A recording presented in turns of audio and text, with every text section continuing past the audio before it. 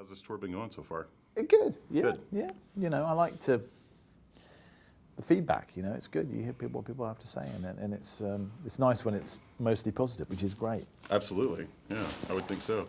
Well, I would think that you're probably getting amazing feedback off this movie because I got to tell you, not just as a cinematic effort and as a technical effort, I love war films. But this really it really got to me. It was moving, it was powerful, and I love films that focus on World War I because I think oftentimes it does get overlooked. Yes. And sometimes forgotten. So thank you very much for making this film. Oh, it's a pleasure. Thank you very much. Thank you. I want to talk about, I do want to talk about the technical aspects because I was impressed with that. And when you set up those shots, particularly shots like when you're going through the trenches and there's so much going on, like the extras in the background, the actors have to be perfectly on their marks. I was just talking to the guys and they were saying you shot over a 6-month period. So for like one sequence like that, just going through a trench, how complex is that to shoot from start to finish, like setting up everything and making sure everything is on cue? Well, actually, we didn't shoot for a 6-month period. We rehearsed. Oh, that's right. You rehearsed for 6 months. Yes, yes. So when we came to shoot, we'd made so many decisions already because, obviously you can't, in a one-shot movie, you can't construct a trench until you know exactly at what point it has to turn right, left, how long it needs to be, because it has to be the length of the scene and no longer, and everything has to be exactly in the right place. So you start on an empty field with scripts, and then you plant flags in the ground, and then you dig the trench, and then you adjust it, rehearse again, adjust it, put people in, rehearse again, and then you come to shoot. So by the time you come to actually shoot it, it's like a series of layers. You've done the trench, you're familiar with the physical journey, the actors have done it before, you've tested the cameras, you put the background in, you start working with the background, you choose your favorite background, you remove the people that perhaps aren't as good as you want them to be.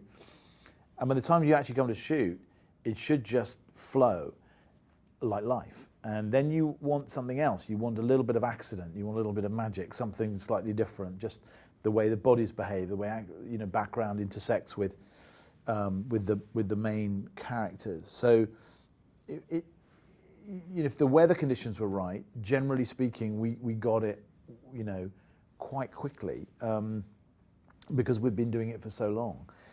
Having said that, the pressure was way more than on a normal movie, because for me, any other movie I've ever made, you don't have to make editorial decisions about the shape of the movie, the rhythm of the movie, until you're in the cutting room. But I had to make all those decisions on the day. Is this scene too long? Is every line of dialogue making sense? Does every moment land? Is the rhythm of the whole, am I able to shift down a gear here? Am I able to go through something, we've had a fast movement, can we have a slow movement? All that sort of stuff. And the balance of it, the way the movie breathes in and breathes out, I had to judge that on the day. And so it was like being a little bit in a trance. I was so focused every day.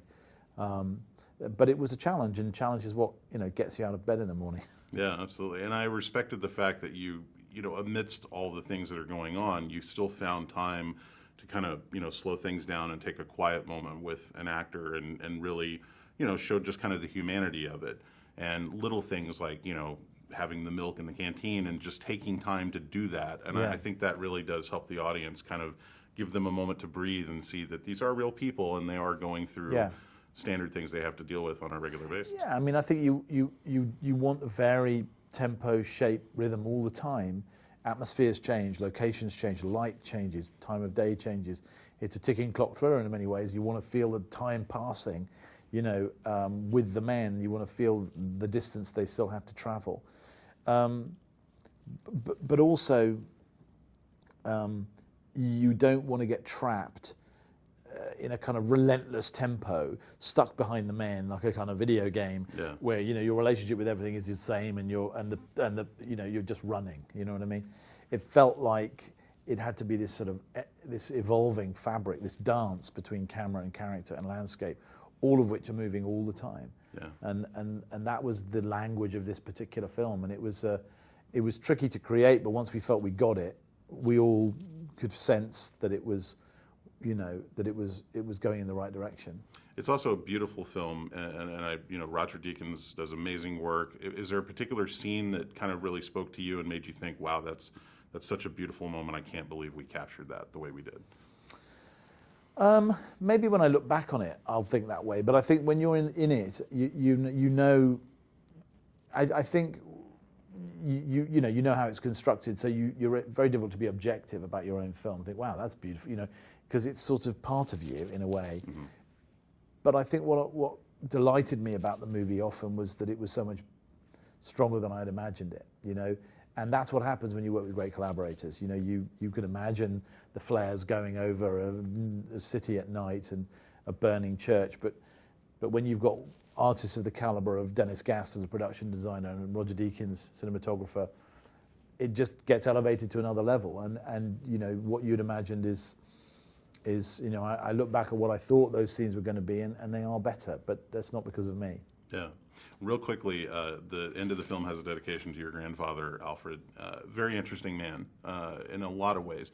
But to you, he was just your grandfather. I was wondering if you could maybe share just a real quick little tidbit about getting to know him as a family member and not just as this man that he is. He's an amazing man, and I want to encourage people to learn more about him. But is there something you could share with us about him? I'm thrilled that you know enough about him to know that he was amazing. He was a novelist. He was a bon viveur. He was a womanizer. He was a great storyteller, and a larger-than-life character for someone of 5'4". Yeah. He punched way above his weight. He had fought in the war, but he never. Ironically, for a storyteller, he never told the stories of it at all until he was in his 70s. He never told his own children, but he did tell his grandchildren, and he put it in his autobiography.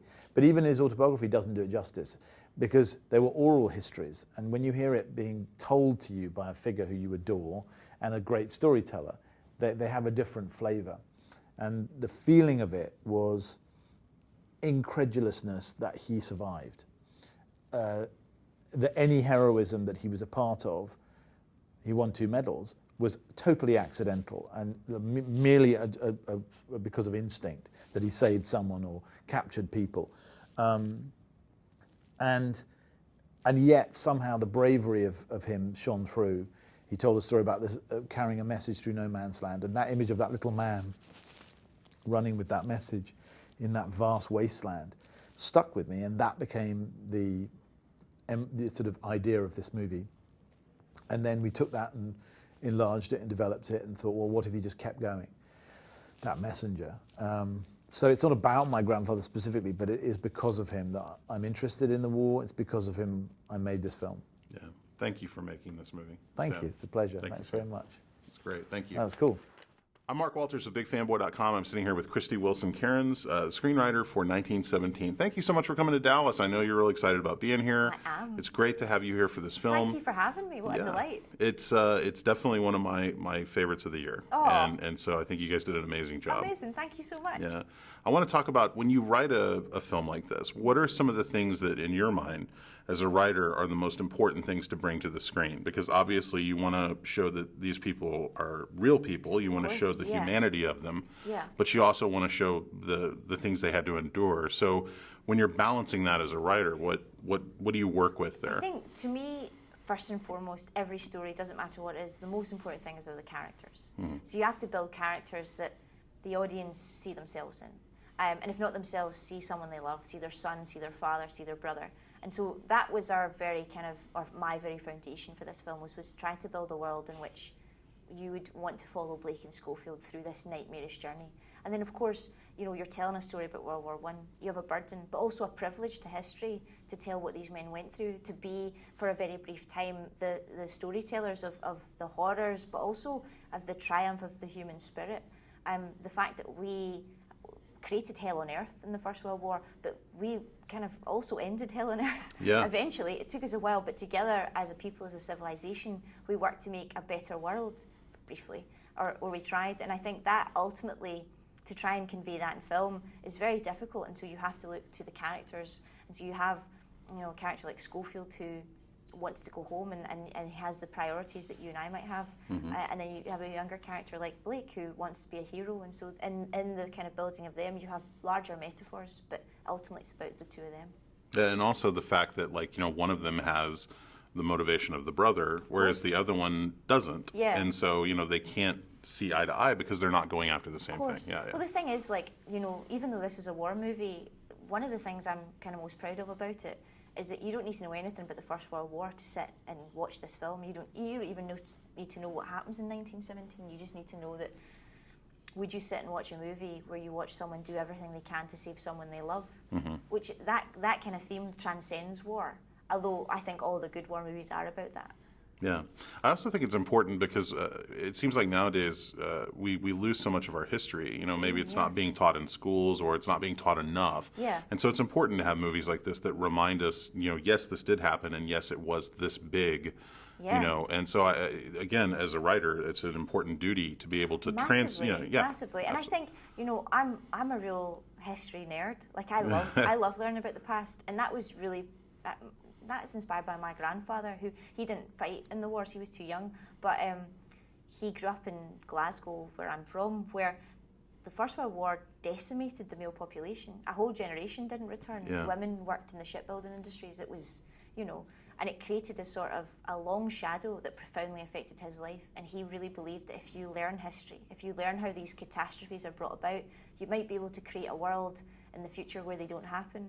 Yeah. And to me, that's such a privilege to be able to tell a story about the First World War, but also to remind you that this is what these boys lived through, that we now, in our comfort and perhaps in our selfishness, couldn't even begin to sort of comprehend it unless you can go and see a film like this and live their lives. I was just talking to Sam. We were talking about his grandfather, Alfred, and kind of how this had a very personal thing for him to be able to do this.